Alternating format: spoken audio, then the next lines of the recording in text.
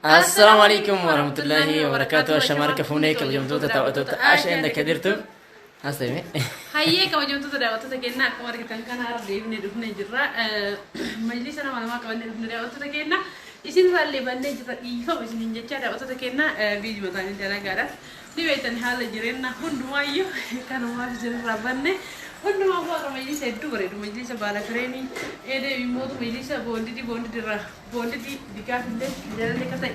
abbati kimisi afurtama qabanne isin dhumne judda watta kenna share like subscribe gochuudhaan nu jajjabeessu nurraa fatina haga dhuma video kenna wajjin tura majlisa kan quality ta'edha warra bitachuu barbaadan lakkoofsa kenna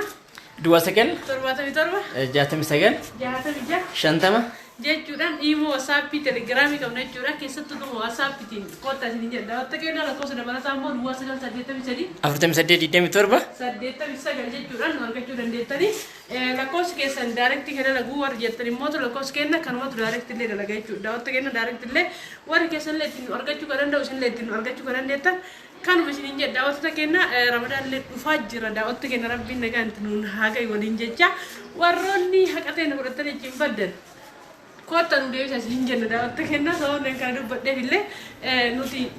yoo miliyoo ta'e miidiyaa kanarraa eessumallee dhaynu lakkoofsi kennas jira atraashan kennallee jira hin beektan hundi keessan akka adaamaa jirru warri waan biraa qabdan haguma feetan turtanii dhuftanii fudhataa hartanii garummaa hawaasanii turtanii dhuftanii fudhachuun keessan nuuf miidhaa akkasitti hin badinaa isin jedha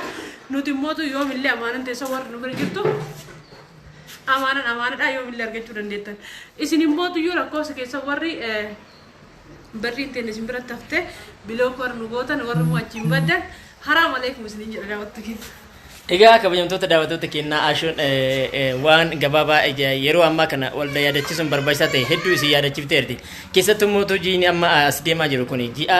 ramadaanaa ji'a mootuu irraa makfiraa ji'a waan hedduu keessa kajeelluu fi ji'a guddaadha ji'a ulfaataadha keessumaa